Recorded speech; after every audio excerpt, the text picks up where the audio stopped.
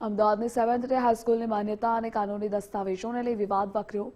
આજે વાલી મંડળ સંઘર્ષ સમિતિના સભ્યો મોટી સંખ્યામાં શાળા ખાતે પહોંચ્યા, મેનેજમેન્ટને રજૂઆત કરી। વાલીઓએ એફિલિયેશન સર્ટિફિકેટ, જમીનની લીઝ ડીડ, વ્યૂ પરમિશન અને અન્ય 12થી વધુ મહત્વના દસ્તાવેજો તાત્કાલિક રજૂ કરવા માંગ કરી। 2 દિવસ પહેલા અમદાવાદ મહાનગરપાલિકાએ પણ શાળાને વ્યૂ પરમિશન અને લીઝ અંગે શોકોઝ નોટિસ પાઠવી, જ્યારે શિક્ષણ અધિકારીએ પણ આ જ દસ્તાવેજો માંગ્યા હતા। ચોંકાવનારી વાત એ છે કે શાળા પ્રશાસન હજુ સુધી એએમસી કે ડીઈઓ સમક્ષ આ દસ્તાવેજો નથી રજૂ કરી શક્યો।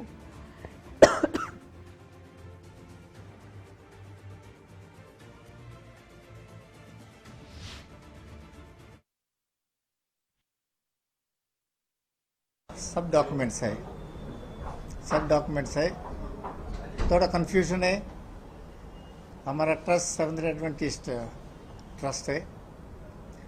सेवंथ एडवेंटिस्ट ट्रस्ट में एक बॉडी लैंड्स होल्ड करता है, मैनेज करता है, वो इंडिया फाइनेंशियल एसोसिएशन है। स्कूल्स एसलॉक ट्रस्ट चलाता है, and then the management is decided by costly.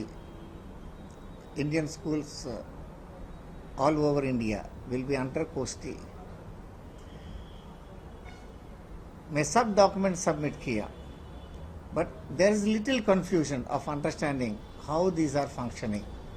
For example, why the lease is given to IFA, then why ASLOC school चलाता है। ये बताया गया था वही हो रहा है। कहने का मतलब जैसे अभी हमारे सर ने बताया, प्रिंसिपल सर ने, मैं उनकी ओर से बात कर रहा हूँ कि हम लोग का 7th एडवेंटिस्ट जो स्ट्रक्चर है वो बहुत बड़ा यूनिवर्सल स्ट्रक्चर है। अब ये स्ट्रक्चर में एक डिपार्टमेंट है, वो जो ट्रस्ट है जो सिर्फ लैंड का देखता है, दूसरा ट्रस्ट है सिर्फ एजुकेशन का देखता है, एक ट्रस्ट है सिर्फ हॉस्पिटल्स का देखता है। ऐसी बात है, लेकिन स्ट्रक्चर जो मदर बॉडी है सिर्फ 7th एडवेंटिस्ट है।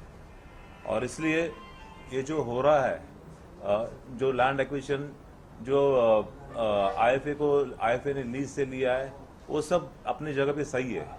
આ જે સ્કૂલ છે એ ભાડાપટ્ટે આપેલી છે અને આ ભાડાપટ્ટાના પણ ક્યાંક ને ક્યાંક શરતોનો ભંગ થયો છે। આ શરતોના ભંગના આધારે કોર્પોરેશન પણ આ સ્કૂલની ઉપર કાર્યવાહી કરવામાં ફિરાકમાં છે। એટલે વાલીઓ અને વિદ્યાર્થીઓના ભવિષ્ય માટે અને એમના ભવિષ્યની ચિંતા કરતા વાલીઓ માટે આ એક વૈમનસ્ય ઊભું થઈ ગયું છે અને સ્કૂલ દ્વારા ક્યાંક ને ક્યાંક એક ઇમોશનલ કાર્ડ રમી માતા પિતાને ફક્ત બહેલાઈ ફૂસલાઈને એક જ વાત કરવામાં આવે છે કે ચિંતા ના કરો, અમારી પાસે બધું જ છે। જો બધું જ છે તો શિક્ષણ વિભાગને એ વસ્તુઓ પ્રોવાઈડ કેમ કરવામાં નથી આવી? શિક્ષણ વિભાગે આ પ્રકારનો રિપોર્ટ બનાવી ગાંધીનગર કેમ મોકલેલો